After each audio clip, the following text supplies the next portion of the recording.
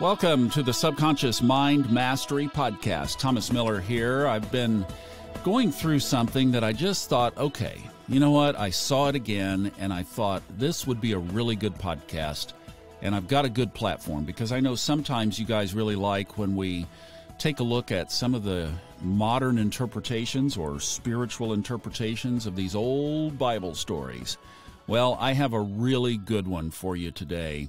This comes from the New Testament. I think typically we've maybe gravitated to the Old Testament, but in the New Testament, this comes from the Gospel of Luke, Matthew, Mark, Luke, the third book of the New Testament, chapter 17, and I'm starting with verse 11 if you want to look this up.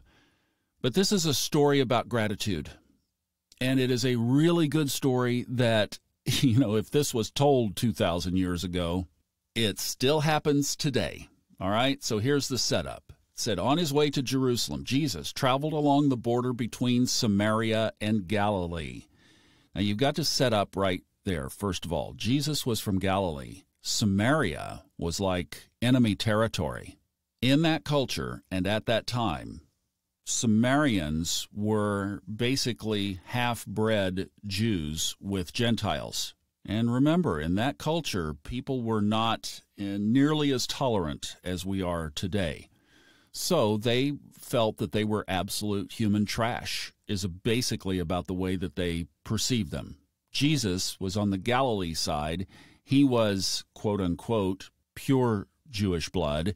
So for him to even be walking along there would be like somebody walking on the, the red light district if you were a pastor of, well, they do that. Let's see, what kind of an analogy would I come up with?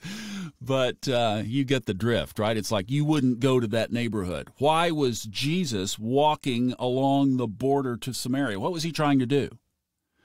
Well, it says, as he was going into a village, 10 men who had leprosy met him. Now, leprosy was basically a catch-all term for skin issues, but lepers back in that day, because, again, they didn't understand the disease, if you had leprosy, you were sent to a camp, and you lived out and away from everybody else.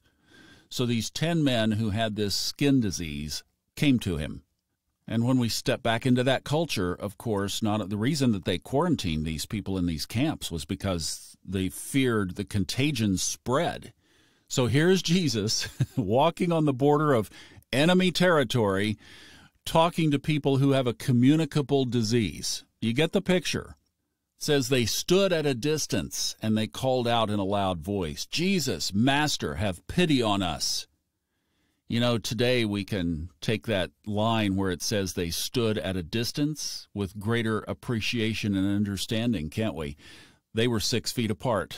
They were social or physical distanced.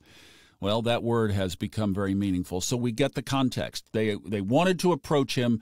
They knew that they couldn't come that close. So they just yelled. Well, when he saw them, he said, go show yourselves to the priests. Oh, I love it. Who did Jesus not like? The religious leaders. Why? Because they were hypocrites. So what does he say? Take your leprosy and show yourselves to the priests. Well, they did, and they were cleansed. And it actually was that was the vehicle. That was technically the proper vehicle for them to, I still think it's kind of funny. It was the proper vehicle as they were supposed to be, because it was controlled, right? It was all a controlled system. Well, then the next verse, one of the 10, when he was healed, came back, praising God in a loud voice. He found Jesus, he threw himself at Jesus' feet and thanked him. And then it says, and he was a Samaritan. Wow. The enemy was the one that came back and said thank you. He wasn't an enemy, was he? Not by any means.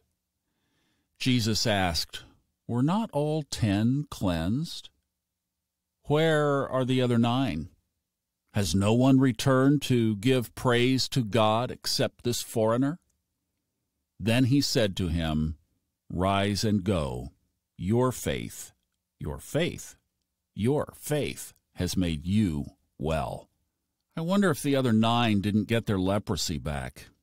The author that I've narrated so many audiobooks for, Fred Dodson, has a new book pending. It's out in hardback as this podcast is being released. It will soon be out in paperback, Kindle, and audiobook. The audiobook has been recorded. He's just waiting a little bit, letting the hardback be there for a little while, and then these other versions will come along. The book is called You Can Heal Anyone, and especially the ending of this story, what Jesus says here at the end, is a big essence of this book. Because he said, has no one returned to give praise to God except this foreigner? And basically what he was saying is not calling himself God here, passing it through a channel, a vehicle. And Fred argues that we all can do what Jesus did here. That's another topic for the book, and we'll hopefully have Fred on to talk about it. But the point of this story is gratitude.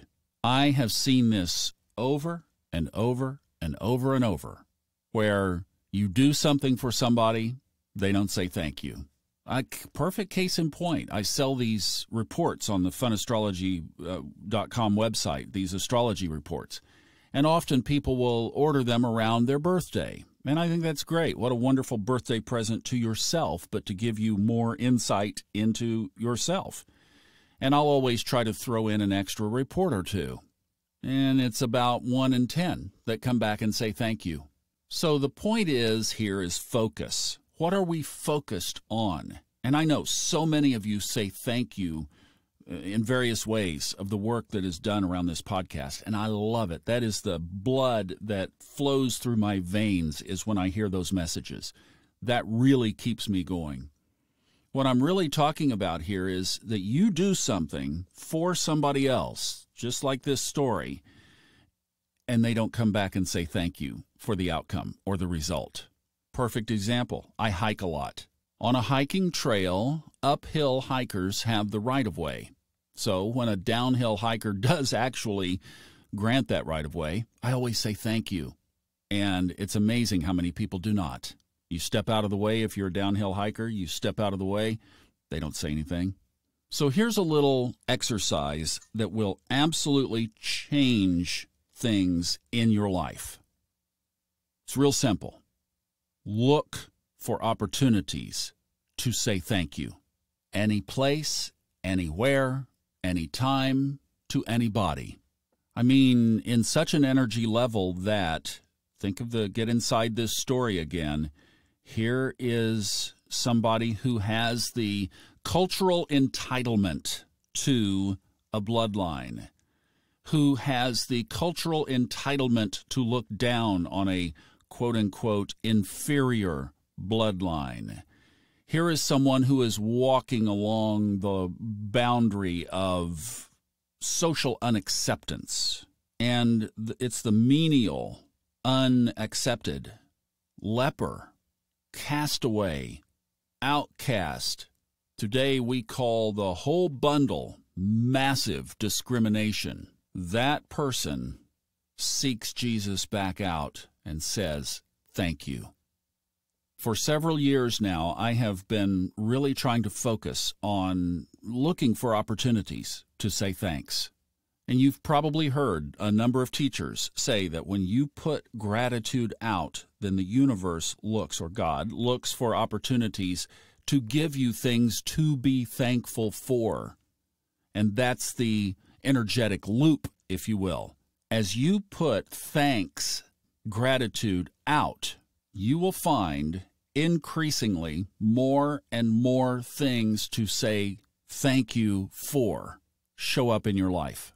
And then one day you'll sit down and you'll say, wow, I've got so many things to be thankful for here, and you will be so full and consumed by it that you will hit that high peak of energy where you are just like, it's almost like you're walking on air. It is a fantastic feeling. I would strongly, highly encourage you to give it a try. And I loved what somebody said entering our Facebook group, Subconscious Mind Mastery podcast listeners on Facebook. It's journey time. I love that. I need to come up with a new open or something. That was great. It's journey time. Well, it is. Thank you so much for listening to this. Look for opportunities and say thanks. And thank you for listening. I'm Thomas Miller. Enjoy the journey.